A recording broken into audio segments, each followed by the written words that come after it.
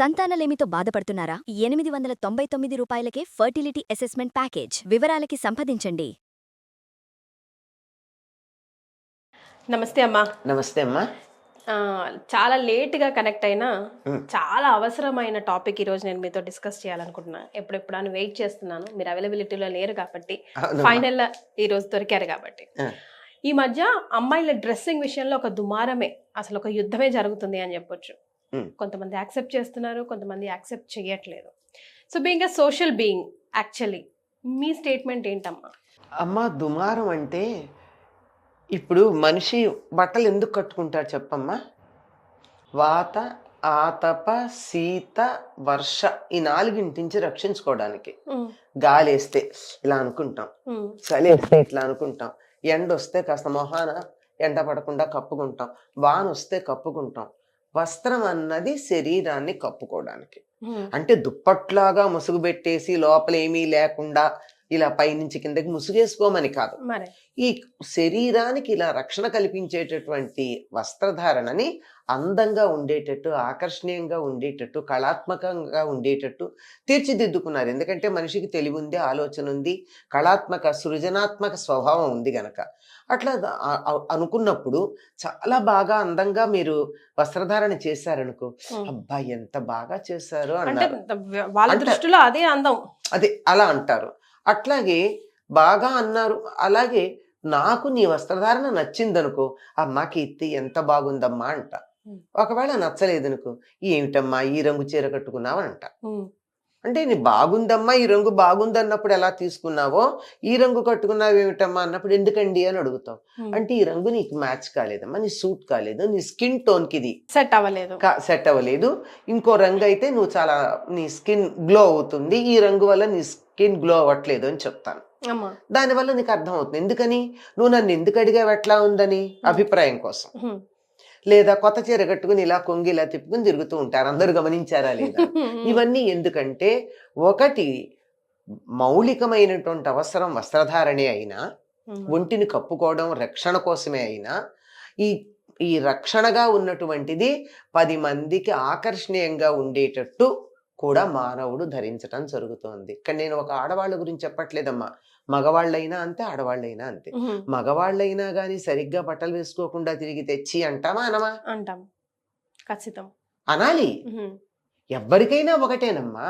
ఇప్పుడు ఒక్క విషయం ఎందుకు వస్తుందంటే, ఆడవాళ్ళ గురించి ఒకడు మా వ్యాఖ్యానం చేశారు కనుక అందరూ పట్టించుకుని బాధపడుతున్నారు. కానీ అలాగే అంతకుముందు ఒక ఆయన గురించి కూడా అలాగే వ్యాఖ్యానం చేశారు కదా, నేను నూడ్గా ఉంటాను అంటే. చేశారా లేదా? చేశారు. మరి ఇప్పుడు మగజాతంతా ఎదిరించిందా ఆయన్ని? అంటే పాయింట్ ఎక్కడ వస్తుందంటే, ఇంకా కూడా 20th సెంచరీలో కూడా ఆడవాళ్ళు ఇలాగే కట్టుకోవాలి, ఇలాగే ఉండాలి, అలాగే ఉండాలని ఎందుకు చెప్తారు? మగవాళ్ళు మీరు వాళ్ళని చూడకండి, మీరు కరెక్ట్ గా ఉండండి, మీరు సరిగ్గా పెరగండి. పాయింట్ చెప్పండి అమ్మా. నూడ్ గా పోజ్ ఇచ్చినప్పుడు ఆయన్ని కామెంట్ చేశారా లేదా? మగవాళ్ళు ఇలా ఉండకూడదని ఎవరన్నా ఒక మాట చెప్పారా? ప్రత్యేకంగా మగ అని ఏం చెప్పలేదే. ఇక్కడ కూడా అంతే, ఎక్కడైనా అంతే. ఆడ మగ సంబంధం కాదమ్మా, ఒక సభ్యత అని ఒక పదం ఉంది. మనం వ్యక్తులం అయినా కానీ మనం ఎలాంటి వ్యక్తులం? జంతువుల్లాగా ఒకళ్ళతో ఒకళ్ళకి సంబంధం లేని వ్యక్తులం కాదు, సామాజిక జీవులం. Social man is a social animal అన్నారు. అట్లాంటప్పుడు నువ్వు సోషల్ యానిమల్ అయినప్పుడు సోషల్ నార్మ్స్ ఏవైతే ఉన్నాయో వాటిని కొంతవరకన్నా పాటించాలి కదా. అదే మళ్ళీ that applies to the other people also కదా, అందరికీ వర్తిస్తుంది. అది నేను చెప్పేది. మీకు చాలా మంది అర్థం చేసుకునే విషయం ఏంటంటే, నేను చెప్పే స్టేట్మెంట్ సోషల్ నార్మ్ అనేది ఒక్క ఆడవాళ్ళకి మాత్రమే కాదు అని నేను చెప్తున్నా, మగవాళ్ళకి కూడా ఉంది. ఎవ్వరైనా సరే సభ్యంగా వస్త్రధారణ చేసుకుని బయటికి రావాల్సిందే. అలా లేకుండా మగవాళ్ళు తిరిగితే ఊరుకుంటారమ్మా? పిచ్చివాడంటల్లా రాళ్ళేసి కొడతారా లేదా పిల్లలు పిచ్చివాడని? ఎవరికైనా అంతే. అంచేత వీళ్ళకి వాళ్ళకని కాదు, అందులోనూ ఏమంటే భద్రపరచుకోవలసినటువంటి, భద్రంగా ఉంచవలసినటువంటి అవయవాలు స్త్రీలకు ఎక్కువ ఉన్నాయి గనక కొంచెం ఎక్కువ జాగ్రత్త తీసుకోవాలి. దీనికి ఎంత సంప్రదాయం గురించి మనం మాట్లాడితే, మీరు చాదస్తం అది అన్నా కానీ మన దేశంలో, మన సంస్కృతిలో, మన సనాతన ధర్మంలో స్త్రీలకు ఉన్నటువంటి అవయవాలకి ఎంతటి పురుషులకి లేక స్త్రీలకి మాత్రమే ఉన్న అవయవాలకి ఎంతటి గౌరవం ఇచ్చారు అంటే మగవాళ్ళు సాష్టాంగ నమస్కారం చెయ్యొచ్చు కానీ ఆడవాళ్ళని చెయ్యక్కర్లేదన్నారు. ఏమ్మా ఎందుకు చేయక్కర్లేదన్నారు? ఈ పొట్ట నేలకి తగలకూడదు, ఎంతో మందికి జన్మస్థానం అది. తర్వాత ఈ గుండెలు నేలకు తగలకూడదు, ఎంతో మందికి పోషక స్థానం అది. కనుక ఆ రెండింటికి గౌరవం ఇచ్చారు గనక అవి నేలకి తగలకూడదని దేవుడికి నమస్కారం చేసే చోట కూడా చెప్పినటువంటి సంస్కృతిలో దాన్ని ఒక పక్కన బాగుందని అనుకుంటూనే మరి దీన్ని మేము వీటిని కూడా వీధిన పడేసుకున్నట్టుగా ఉంటాము అంటే అది ఎవరికి వాళ్ళు ఆలోచించుకోవాలమ్మా. ఇంకోళ్ళ చేత చెప్పించుకోవడమే సిగ్గుచేటు. మరి తర్వాత నేను గమనించింది ఏమిటంటే ఈ దుమారంలో ఏ సందర్భంలో ఎవరి గురించి అన్నారో వారు కాక మరికొంతమంది ఎవరో ఈ సందర్భానికి చందని వాళ్ళు కొద్దిగా భుజాలు తడుకున్నట్టు కనపడింది. అనవసరమేమో ఇలాంటి విషయాల జోలికి వెళ్లకుండా ఉండడం మంచిది. ఏదో ఒక సందర్భంలో చెప్తారు, మనం ఇట్లా చెయ్యొద్దు అన్నాము, నేను జీవితాంతం చేయొద్దని చెప్పలేదు, ఆ సందర్భంలో వద్దని చెప్పాం. ఏదో ఒక సందర్భంలో ఒకళ్ళు అన్నటువంటి మాట పట్టుకుని అది సార్వజనికమైనటువంటిది అని చెప్పి అన్ని చోట్లకి అన్ని కాలాలకి అన్నింటికి వర్తింప చేయటం కన్నా దాన్ని అక్కడికి వదిలేయడం చాలా మంచిది. ఇలాంటివన్నీ కూడా ఉపేక్ష మాత్ర దండ్యులు అని కొంతమందిని గురించి అంటారు. అలాగే ఇటువంటి మాటలు కూడా ఉపేక్ష చేస్తే కాలగర్భంలో కలిసిపోతాయి. వాటిని గురించి పెద్దగా రచ్చ చేసి అది పెద్ద గొప్పదిగా చెయ్యక్కర్లా. అంటే యూత్ కి కన్ఫ్యూజన్, పిల్లలకి కన్ఫ్యూజన్, ఏది కరెక్ట్ ఇదా అదా? పిల్లలకి కన్ఫ్యూజన్ ఏమిటమ్మా? క్లారిటీ లేదా? ఇలా వేసుకుని తను బయటికి వెళ్ళడానికి ఇష్టపడుతుందా ఏ అమ్మాయి అన్న? ప్రేరేప చెందిన వాళ్ళు ఉన్నారు కదమ్మా, లేరు కదా? చెప్పండి. అంటే ఒకరిని చూసి ఒకరి ఈజీగా పిల్లలు ఇంకా యూనో లేదమ్మా. చాలా మంది పిల్లలు ఎక్కడో కొద్ది మంది తప్ప, ఇంకా వాళ్ళు ఎలా అని నేను చెప్పలేను. ఆ పదం సరైన పదం వాడడానికి రాక ఆపేశాను నేను. చాలా మంది పిల్లల్ని ఇట్లా వేసుకుని వెళ్ళమంటే వెళ్ళరమ్మా. సో మనం ఏ కోవకి చెందిన వాళ్ళము మనమే. ఎవరిష్టం వాళ్ళదమ్మా.